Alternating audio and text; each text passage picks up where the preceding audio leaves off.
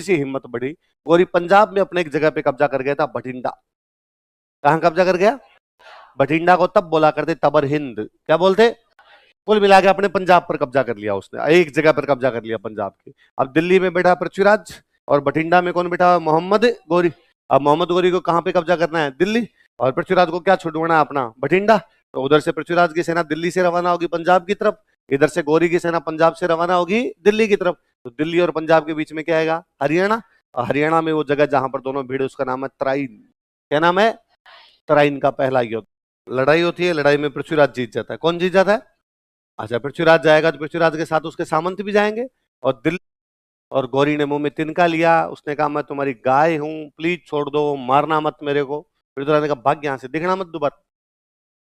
पृथ्वीराज के मंत्रियों ने कहा अरे पृथ्वीराज क्या कर रहे हो, क्यों छोड़ रहे हो इसको? मैंने कहा इसने तिनका मुंह में लेके माफी मांगी है, भारत में सबसे बड़ी माफी यही मानी जाती है, और ये अपने आप गाय मान रहा है, गाय को थोड़ी मारते हैं कोई।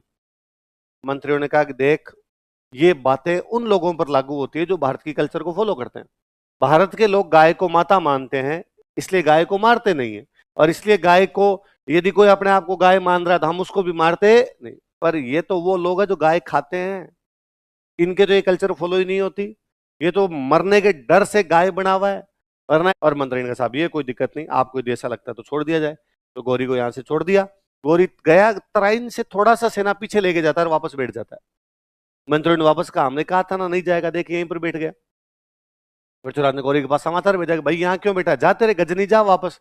उसने कहा सॉरी, मैं एक बात पूरी बता नहीं पाया था, गजनी के राजा मैं नहीं हूं, गजनी का राजा मेरा भाई है, और मेरे भाई को पता चल गया कि मैं हार गया, इसलिए मेरा भाई जो है वो छुरा लेके तैयार बैठा है कि जैसे ही मैं जाऊंगा जाते ही मेरे को मार देगा, इसलिए थोड़े दिन तक मेरे को यहाँ पे बैठे रहने दो, तब तक भैया का गुस्सा शांत हो जाएगा, और जब गुस्सा शांत हो जाएगा मैं वापस चला जाऊंगा यहाँ से।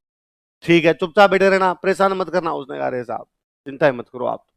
गौरी साल भर तक बैठा रहा चुपचाप एकदम। उल्टा आते जाते पृथ्वीराज कभी मिल जाए तो गुड मॉर्निंग पृथ्वीराज जी, गुड इवनिंग पृथ्वीराज जी, घर पे सब राजी खुशी टाइप के समाचार और पूछ के जाए। इधर पृथ्वीराज को जब लगा कि गौरी चुपचाप बैठा है, कुछ भी नहीं कर रहा, तो उसने अपनी सेना कम करनी शुरू कर दी। उसने अपने कुछ सेनापतियों को कहा जाओ कन्नौज वाला बॉर्डर संभालो, कहीं जयचंद आगे ना बढ़ जाए। जाओ गुजरात वाला बॉर्डर संभालो, कहीं चालुक्य आगे ना बढ़ जाए। जाओ महोबा रहा था। उसको पता चला कि इनकी सेना कम है। उसको यह भी पता चला कि जो कम सेना, उसने एक दिन रात को पार्टी की और लेट नाइट सोए थे, वो 2-3 बजे सोए थे। उसको लगा कि रात को लेट सोए हैं, नशे के अंदर सोए हैं, उन्हें सुबह सुबह 5 बजे के आसपास अटैक किया, सेना को सोते हुए मार दिया था। तराइन का दूसरा युद्ध युद्ध नहीं विश्वासघात था। कहते हैं जैसे अचानक हमला हुआ, पृथ्वीराज की सेना को लगा पार नहीं पड़ेगी,